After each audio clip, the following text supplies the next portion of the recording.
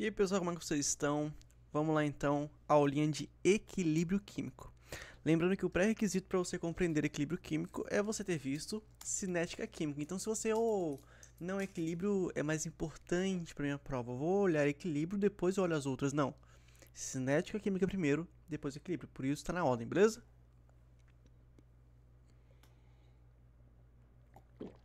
Tomar remédio para de cabeça, tinha esquecido. Vamos lá então. Primeiro, o que é um equilíbrio químico, gente? Quais são as características? Vamos lá. Equilíbrio ocorre em reações reversíveis. Aí eu já gravo o seguinte. Não é que toda reação reversível está em equilíbrio. Fechou? Equilíbrio é uma condição dentro da reação reversível. Então, como é que eu gosto que vocês gravem? Todo equilíbrio é reversível. Mas nem toda reação reversível está em equilíbrio. Equilíbrio é uma condição. Exemplo, A mais B formando C mais D. Eu tenho um sentido, que é o sentido direto. Mas, o que é reação reversível? É quando o meu produto volta a ser reagente. E aí eu vou ter o sentido inverso. Beleza? Quando nós temos um desequilíbrio, as velocidades são diferentes. Equilíbrio é quando as velocidades são iguais, ó. Aqui, ó. Aqui. Quando as velocidades elas são iguais. Então, são duas condições para equilíbrio. Primeiro, ocorrer em reação reversível. Segundo, a velocidade direta, que é a 1, opa, não vai dar ali, é igual à inversa. Então, equilíbrio é isso. É quando as velocidades estiverem iguais. Beleza? Rodrigo, e se elas não estiverem iguais? Então, não é equilíbrio. Se você tem uma reação química que é reversível, só. Mas ela não está em equilíbrio, beleza? Características. Ele é dinâmico, a velocidade da reação direta é igual à inversa e ocorre na perspectiva de concentração é constante. Lá em cinética química, nós falamos sobre isso, onde você vai ter os reagentes tendo o seu consumo, que é a sua diminuição de quantidade, os produtos, o aumento de quantidade, né, afinal é a formação, mas eles podem ficar constantes. Quando eles ficam constantes, afirmamos aquela reação está em equilíbrio. Fechou? Velocidade em função do tempo. Observe uma coisa, aqui no meu eixo Y eu tenho velocidade. A velocidade do 1 é igual à velocidade do 2, ó, é constante, tá vendo? É igual. São iguais, porque justamente V1 é igual a V2. Agora, quando eu digo que no meu eixo Y eu tenho concentração, elas não precisam ser iguais. Elas precisam ser constantes. Observa aqui que eu tenho um produto, a concentração do meu produto é maior que a concentração do meu reagente. Rodrigo, pode ser o oposto? Pode. Elas podem ser iguais? Pode. Mas o importante é, olha isso aqui, ó, o tempo em equilíbrio. Por que eu digo que é o tempo de equilíbrio? Porque daqui, nessa região, eu tenho variação. A partir daqui, eu sou constante. Então, a partir de um certo tempo, eu encontro o equilíbrio. Beleza? Constante de equilíbrio. Pessoal, lá na cinética química, aprendemos sobre lei da ação das massas, né? A equação de Guldebach-Rage. Lá temos a constante de equilíbrio. No caso, desculpa, lá temos a constante da lei da ação das massas, né? Que ela, lembra que era V igual a K? Aquela era a constante? Aqui nós vamos ter a relação das constantes. Por que das constantes? Porque você tem dois sentidos, o direto e o inverso. Por exemplo, a constante de equilíbrio, ela vai fornecer informações sobre o comportamento de um equilíbrio. Mesma ideia, A mais B formando C mais D e a volta, C mais D formando A mais B. Então, perceba que eu tenho dois sentidos, certo? Eu tenho o sentido onde até mesmo a relação de reagente pode ser maior que o produto ou o produto maior que o reagente. Mas qual que é a perspectiva da constante? Ela pode ser dada em mol por litro ou também em função das pressões parciais. Quando minha solução ela é aquosa, é em mol por litro. Quando eu tenho a perspectiva de pressões parciais, é porque eu estou falando de um sistema gasoso, tá? Quando é mol por litro, eu chamo de Kc, que é a constante de concentração. Quando for sob pressões parciais, eu chamo de Kp. praticamente vai ser a mesma lógica, tá? Não se preocupe, é a mesma lógica. Então, vamos lá. O que é Kc, então? Perceba que eu tenho a velocidade de ida. O que é a velocidade de ida? V igual a K vezes concentração do A vezes concentração do B. Lá da lei da ação das massas. Mas você tem dois sentidos. Então, você tem a velocidade de volta. V2 é igual a K2 vezes C elevado a C, né? Czinho, e D. Que é a mesma ideia da lei da ação das massas. Mas, gente, se as velocidades são iguais no equilíbrio químico, eu consigo relacionar os dois. Então, fica K1 vezes A vezes B igual K2 vezes C vezes D. Por que eu posso fazer isso? Porque as velocidades são iguais. Você está igualando as duas leis da ação das massas, beleza? Por conta disso, matematicamente falando, eu posso falar o quê? K1 sobre K2 é igual a produto sobre reagente. Este K1 sobre K2 eu chamo de constante de equilíbrio. Então, o que é a constante de equilíbrio? Deduzindo, sendo simplificado. Constante de equilíbrio é o produto sobre os meus reagentes. Pronto. Rodrigo, o que é esse Czinho, Dzinho, Azinho, Bzinho?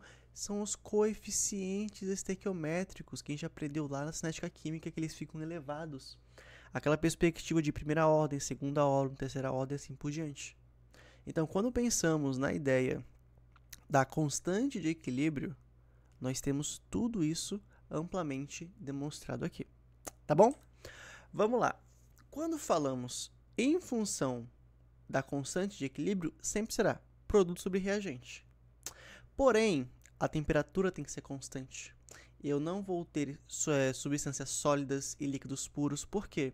Porque eles já possuem valores constantes. A mesma ideia lá da lei da ação das massas. Fechou? Rodrigo, mas por que a temperatura tem que ser constante? Justamente porque a temperatura impacta no equilíbrio. Porque o processo, eu posso ter uma reação endotérmica no sentido direto, no inverso. Então, temperatura constante. Grau de equilíbrio indica o quanto uma espécie reage ou dissocia. Quando falamos grau de equilíbrio, é justamente o quanto que eu liberei, soltei no equilíbrio. Porque eu posso ter reagente e ele não virar todo o produto. Fato, porque eu estou voltando. Então, como é que a gente vê? O grau de equilíbrio é igual a quantidade de matéria que reage sobre a quantidade de matéria inicial. Por exemplo, se eu falar, o grau de equilíbrio é de 80%. Então, quer dizer que 80% das moléculas que estavam ali, elas se dissociaram, elas reagiram, elas viraram produto. E o restante ficou como reagente. Ficou como reagente, beleza? Quanto maior a constante, mais deslocado o produto. Por quê? Porque quanto mais produto, mais reagiu. Então, maior é a constante de equilíbrio. Questão. Alguém já pensa, nossa, questão do ITA. Véi, para e vamos de boa. Ó, num recipiente de volume constante igual a 1 litro, inicialmente evacuado, foi introduzido 1 mol de pentacloreto do fósforo gasoso e puro, que é o PCl5. É o pentacloreto do fósforo gasoso. O recipiente foi mantido a 250 graus Celsius, mantido, então está constante. E no equilíbrio final foi verificada a existência de 0,47 mols de gás cloro. Então, no meu produto, eu tenho 0,47 mols. Da onde que veio? Do reagente. O reagente vira produto. Então, eu sei o quanto de reagente será diminuído. Tudo é proporcional. Qual das opções abaixo contém o valor aproximado da constante Kc do equilíbrio estabelecido dentro do cilindro? Primeiro, eu sei que eu tenho PCl5 em equilíbrio com PCl3 mais Cl2.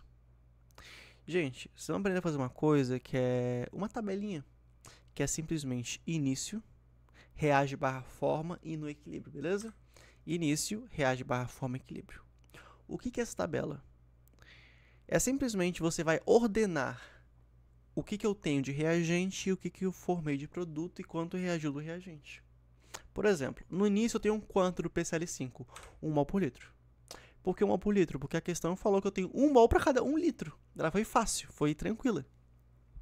Agora, quanto que eu tenho no início do PCL3 e do CL2? Zero. No início, eu não tenho um produto. Lembra? Eu não tenho um produto. O que que eu sei? A questão informou que no equilíbrio eu formei 0,47 mols, né, do CL2. No equilíbrio. Então, você pode colocar já no equilíbrio. Agora, pensa comigo. O produto ele é formado. O tanto que ele forma, ele fica em equilíbrio. O reagente é diferente. O tanto que ele diminui, ele fica em equilíbrio. Então, qual que é a ideia? O CL2, se eu estou em equilíbrio 0,47, é porque eu formei 0,47. Agora, uma relação estequiométrica. Aqui não é 1 para 1. A cada 1 mol do CL2, eu não também formei 1 mol do PCl3? Então, quanto que eu formei do PCl3? 0,47. Daqui a pouco eu coloco lá. Lembrei que na animação tá outra coisa, mas vamos lá. Se o PCl5 também é 1 para 1, o quanto que eu consumi do PCl5? 0,47. Porque a proporção é 1 para 1. Se fosse 2 para 1, seria diferente a proporção. Beleza? Agora, pare e pensa comigo. Eu tenho 1. Eu reagi 0,47. Quer dizer que foi consumido. Se isso foi consumido, quanto que eu tenho em equilíbrio? A diferença. Quanto que é 1 menos 0,47? 0,53. Se eu reagir 0,47 desse meu camarada, eu formei 0,47 do outro e vou ter ele em equilíbrio.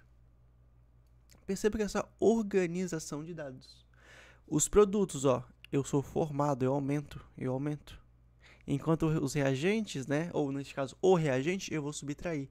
Início, reagiu, subtrai, e eu vou ter equilíbrio. Por que que se precisa fazer isso? Para eu encontrar o KC. Porque eu vou ter que fazer o quê? Usar os valores do equilíbrio. No equilíbrio, o PCl5 é 0,53. O PCl3 é 0,47. O CL2 é 0,47. Então, vai ficar KC igual a produto sobre reagente. Produto 0,47 vezes 0,47 sobre 0,53. Matematicamente falando, isso vai dar quanto? 0,42. Pronto. Ah, Rodrigo, mas e se fosse 2 PCl3? Sim, né? Mas não é. Seria elevado a 2 aqui o PCl3. E a minha relação de equilíbrio lá, a tabela também seria diferente. Beleza? Mas os outros exemplos a gente vai ver depois nas questões, tá? Agora, constante de equilíbrio em Kp. Próxima aula. Peraí. Ah, tá. Ah, só lembrando. Gente, KC e Kp vai ser a mesma coisa. Não vai me dar quase nada. Fechou? Spoilerzinho.